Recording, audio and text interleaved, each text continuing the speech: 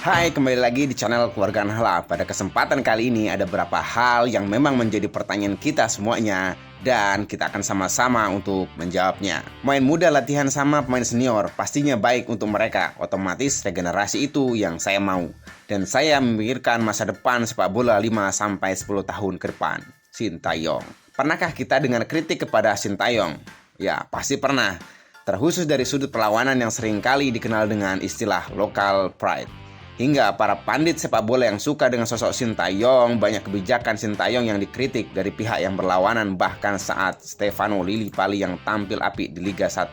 Panggilan timnas momen itu kembali jadi alasan mereka untuk menyerang Sintayong sebelum akhirnya alasan Sintayong tak memanggil Lillipali. Kami pikir bakal menjadi jawaban telak di mana Sintayong menyebut lebih memilih Hoki Caraka yang masih sangat muda karena dirinya memikirkan generasi timnas. Selanjutnya, masih ingat seperti apa kondisi timnas Indonesia saat Sintayong mengambil kursi kepelatihan timnas Indonesia saat itu dilatih oleh Simon McManamy.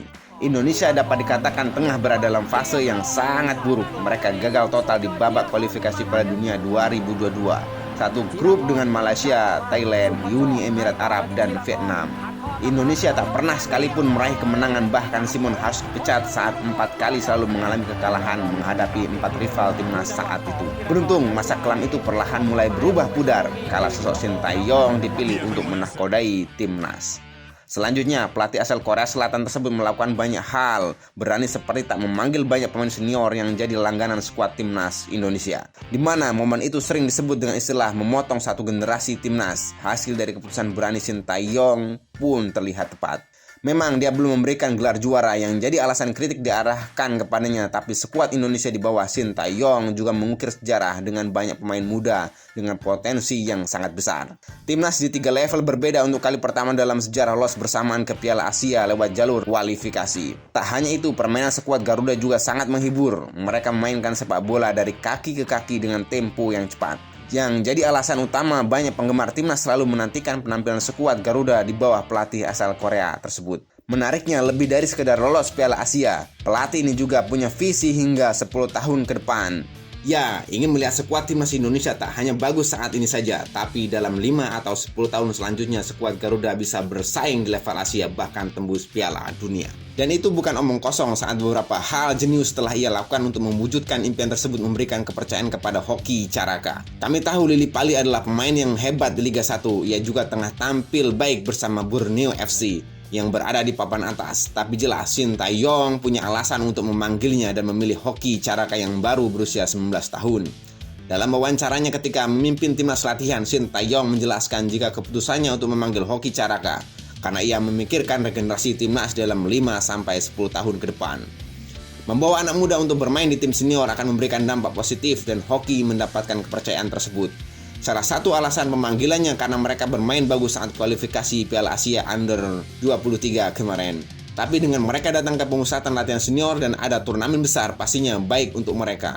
Otomatis regenerasi itu yang saya mau, dan saya memikirkan masa depan sepak bola 5-10 tahun ke depan. Tak semua pemain keturunan masih berusia muda seperti Jordi Amat dan Sandy Walsh yang sudah berusia 28 tahun. Tapi sebagian besar pemain yang dipilih Sintayong adalah pemain muda seperti Elkan Bagot yang saat ini berusia 20 tahun.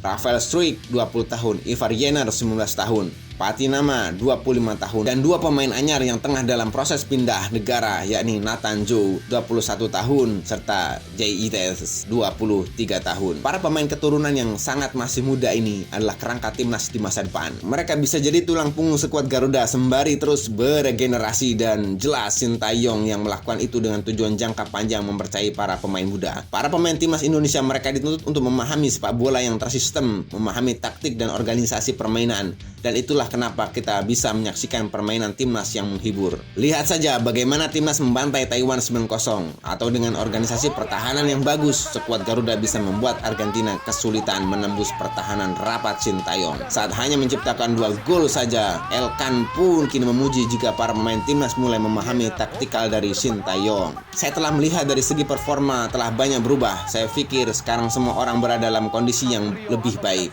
dan kami memiliki pemahaman taktis tentang bagaimana bermain saat ini. Jelas Sintayong telah memberikan bukti bahwa dia melihat masa depan timnas Indonesia. Rata-rata usia pemain timnas senior Indonesia saat ini adalah 23,69 tahun dan ini sangatlah muda. Jika dibedah lebih lanjut lagi, dari 26 nama yang dipanggil untuk berduel menghadapi Brunei Darussalam, ada 3 pemain yang usianya belum genap 20 tahun. 3 pemain itu adalah Arhan Fikri, Marcelino Ferdinand, dan Hoki Caraka. Marcelino sudah bermain secara reguler untuk timnas Indonesia, sementara Arhan Fikri dan Hoki Caraka selama ini jadi andalan pada kelompok level usia timnas, di mana mereka sepertinya juga menunggu waktu untuk menjalani debut pada level senior. Ya, jadi itulah cerita di balik kejeniusan dan bukti jika Sintayong telah memikirkan masa depan timnas Indonesia bahkan 5-10 tahun ke depan. Dan pertanyaannya, apakah orang-orang yang mengkritik Sintayong juga memikirkan hal tersebut? Dan itulah jawabannya. Kalau teman-teman punya jawaban yang lain, silahkan isi jawaban tersebut di dalam kolom komentar tentunya. Dan jangan lupa pula untuk selalu dukung terus channel ini dengan cara like, share, dan subscribe apabila informasi ini bermanfaat.